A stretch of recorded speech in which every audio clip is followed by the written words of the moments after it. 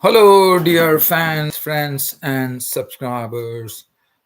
This is your host Ram with you on your weekly cricket show, Cricket Happenings.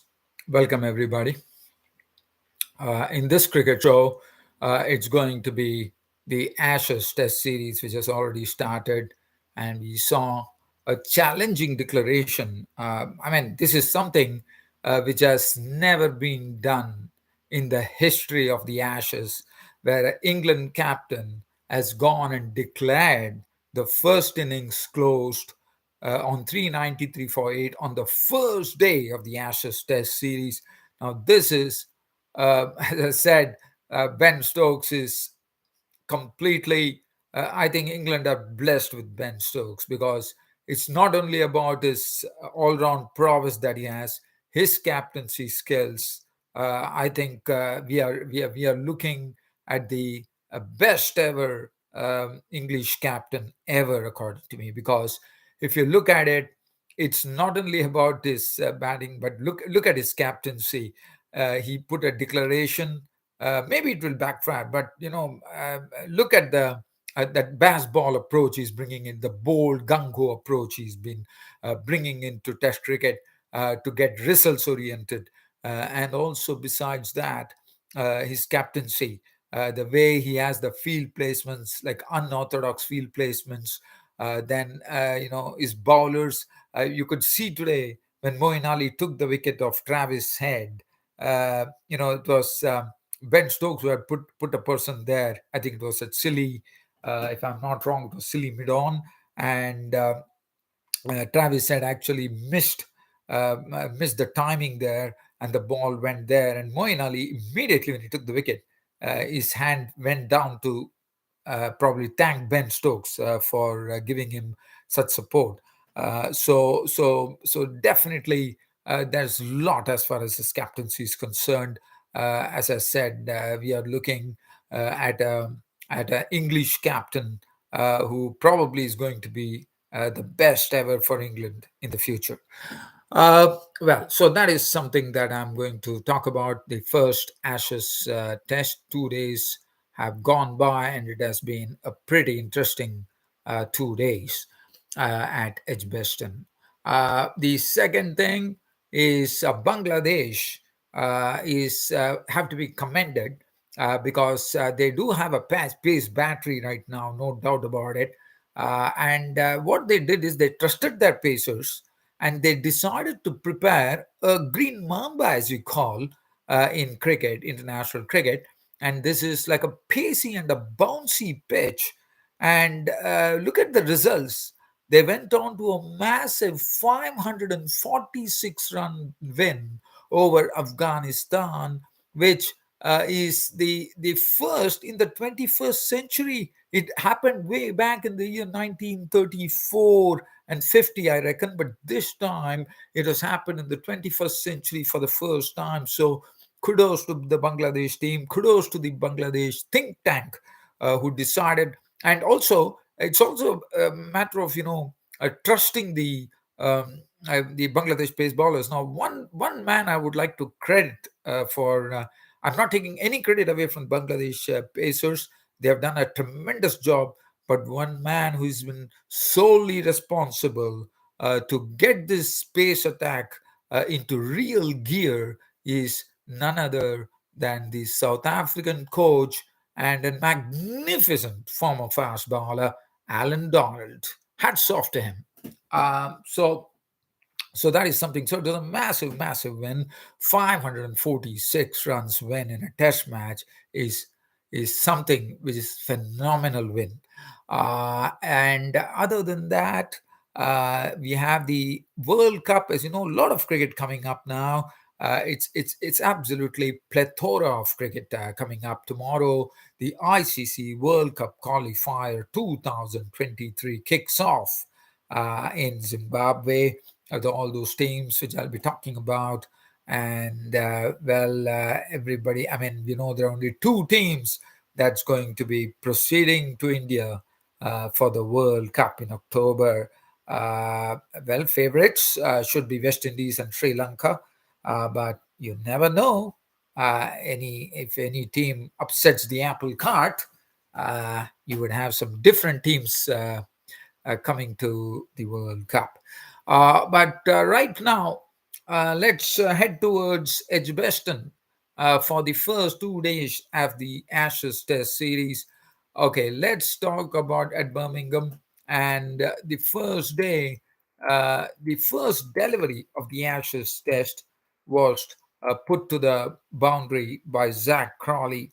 Now, there's a sort of a small coincidence here. I'm going to take you back to the previous Ashes series where Mitchell Stark was the bowler, and I think it was a wicket that Mitchell Stark took. I'm just trying to get it. I think yes, Mitchell Stark took a wicket, and we all know what happened. That the Aussies steamrollered England in Australia, as you would remember. So this one, whether this is sign of things to come, because the first ball was crashed for a four, and whether this is going to go the same way, saying that England are going to rub it out on Australia. Nice to wait and watch. So let's looking at the score there. England on the first day, as I said, history was made. Ben Stokes going and declaring the innings closed at 393 for 8. Let's have a look at the card. I mean, he has not even waited to get into the 400 mark, and he declared, probably had given instructions to the batsman to really go for it. Uh, Again, let's talk about the baseball cricket. As I said this particular Ashes Test series is going to be quite interesting because one has to see whether the baseball cricket is going to be continued. Lots of talk going on, but well, the baseball cricket continued in full fervor, one could call, as 124 runs were made before lunch, and it just went on and on.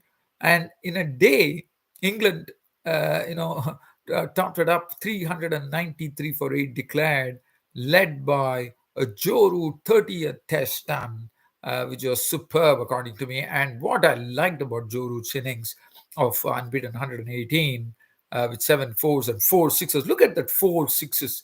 I mean, the Bass ball. I mean, he had so much time that he could actually go and reverse scoop Pat Cummins into the crowd. And he did a lot of two reverse scoops. He slammed Nathan Lyon into the crowd. And besides that, hit some delectable seven boundaries as well. So Joe Root absolutely on the way in the Ashes series.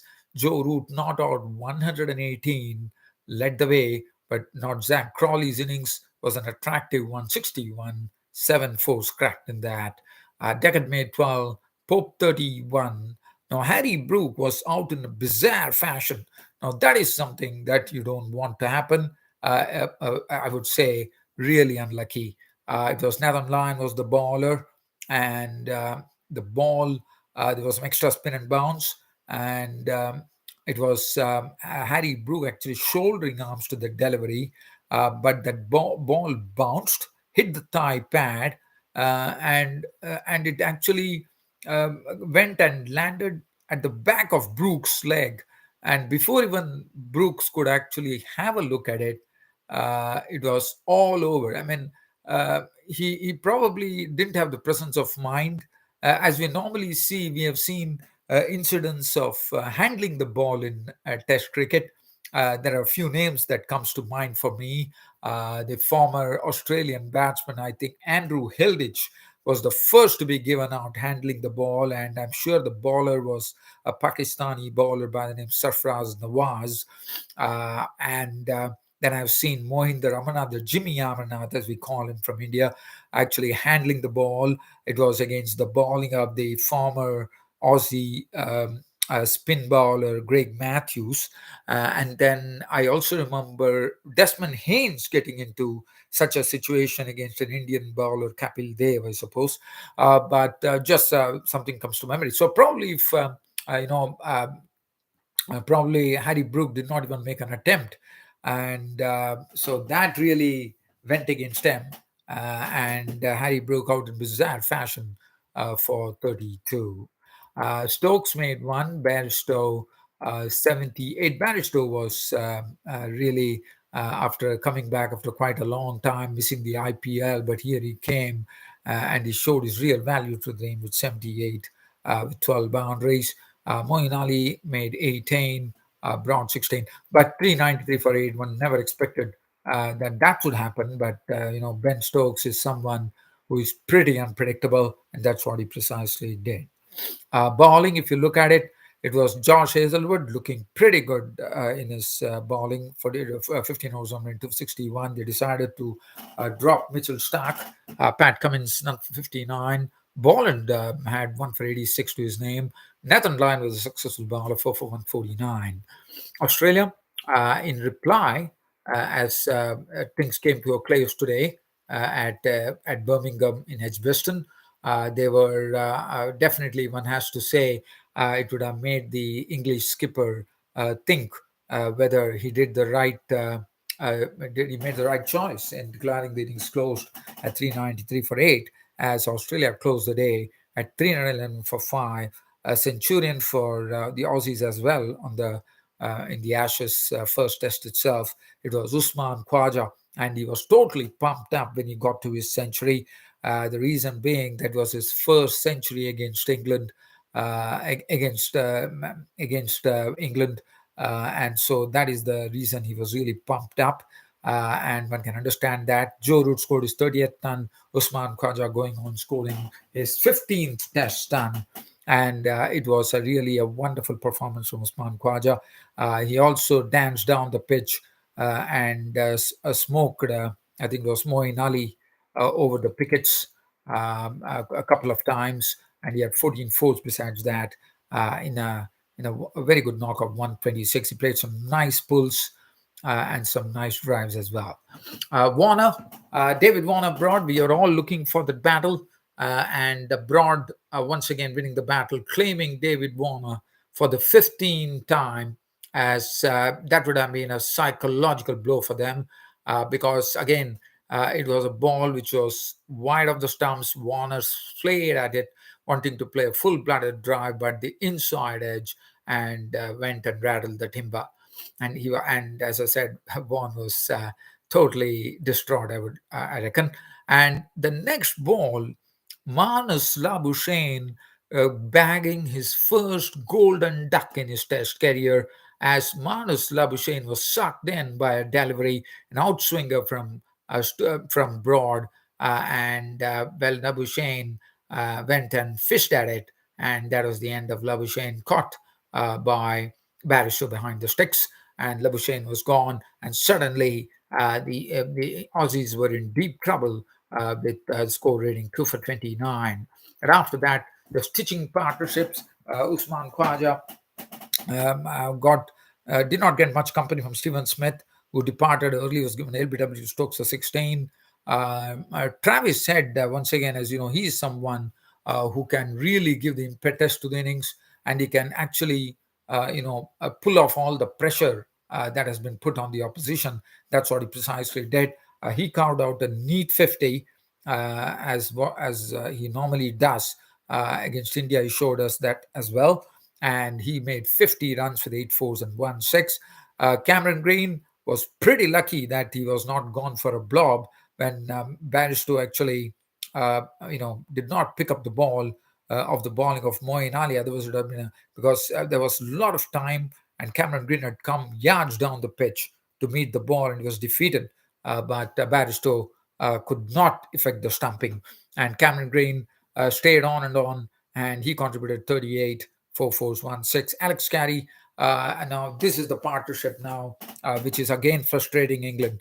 From 220 for 20 for 5, the score has galloped down to 311. So under a 91 unbroken partnership, when the day came to a close, with Alex Carey not out 52, 7 fours and 1 6 in this knock. And if you look at it broad, the wicket taker 249, 2 to Moeen Ali, and 1 for 33 for the captain Stokes. So as I said, it's going to be very interesting to see the first session in the morning on the third day on Sunday as to how it really goes out. The good thing for England is that they have the second new ball already taken. Whether Stuart Broad and his fellow pacers Anderson, Robinson could really nip a few quick wickets to get the grab the initiative back, and that would be the question tomorrow. All in all, it has been an interesting 2 days of Ashes cricket. Now, let's get on from here and let's go into the Bangladesh versus Afghanistan. This is a massive win by Bangladesh by 546 runs, trusting their paces, preparing a fast and a bouncy pitch, which really helped them. Look, I'm just going to give a synopsis here. Najmal Hussain Shanto, who has been increasing in stature as a good batsman, has finally scored. He scored twin centuries in. Both the innings he scored a test century, and he was the man of the match, no doubt about it. So Bangladesh in the first innings went 382, Nadman Hussain Shanto 146, 76 to Mahmood Hussain Joy, and Afghanistan. It was a memorable debut for the pace bowler Nijat Masood, who made his debut. And on his he got a maiden 5-wicket haul, and he became the first Afghanistan bowler to get a maiden 5-wicket haul in Test cricket. 16 overs, 2 maidens, 79 runs, and 5 wickets besides his name. Afghanistan in their first innings were bowled out for 146, the highest scorer being Nasir Jamal with 36, and the wicket takers were Abd Hussain 447, his figures 228 for Shariful Islam, and the spinners Mahdul Hassan and Tajul Islam chipping in with two apiece. Bangladesh in their second innings declared the innings closed at 425 for 4 declared. Again, Shanto 121, Mominul Haq also scoring a century, 121, 12 fours and 1 6 in that. And Zakir Hussain, the youngster, making 71 impressive runs. 425 for 4 declared. That's setting a massive target for the Afghanistanis of scoring more than 600 runs. It was 662 to be precise, and the Afghanistan innings just folded like 9 pins. They were bowled out for 115, the highest scorer being Rahmat Shah with 30 runs besides his name. The bowling, it was Taskin Ahmed who went wicketless in the first innings, but came back into his own with a fine spell. None of those 2 minutes, 37 runs and 4 wickets. 3 for 25 for Shariful Islam, and Mehdi Hassan and Abd Hussain also chipping in with 1. And as I said, it's a massive win for Bangladesh by 546 runs, and congratulations to Bangladesh. Did a marvelous job. Now, I'm going to very quickly get on to the ICC World Cup qualifiers, 2023 qualifiers. As you know, the ICC World Cup 2023 qualifiers is going to be starting in Zimbabwe tomorrow, and the top 2 teams that reaches the finals will make it to India in the month of October in the World Cup. Looking at the teams here, Zimbabwe the hosts are led by Craig Irvine, the captain. Andy Balbini will lead the Irish team. Rohit Paudel of Nepal would be leading. Scott Edwards, the captain of the Scottish team. Zishan Maqsood will be the captain of Oman. Dasun Shanaka, Sri Lanka. We have Shai Hope leading West Indies. Mohammad Wasim will lead the United Arab Emirates. Monang Patel will be the captain of the United States of America, and the United States will be definitely in the limelight, floating their own international MLC T20 league, which is coming up shortly.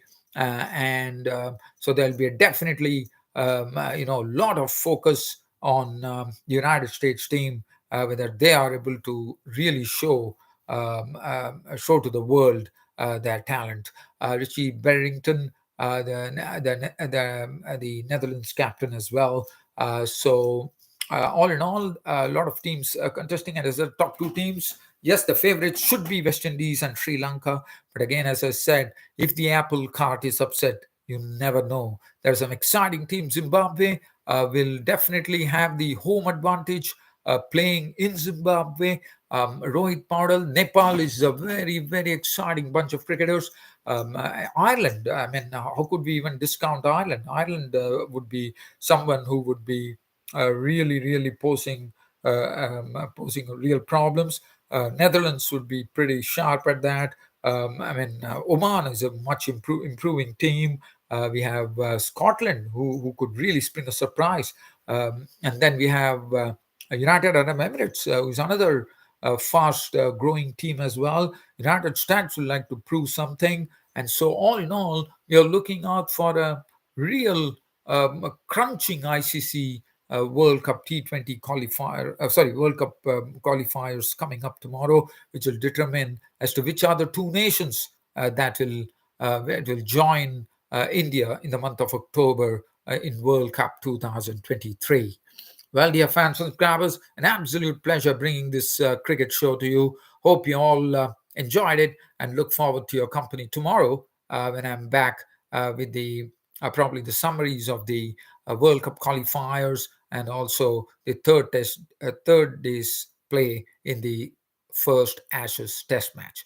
Unless and until I come back and once again speak to you, it's all over for now. Thank you.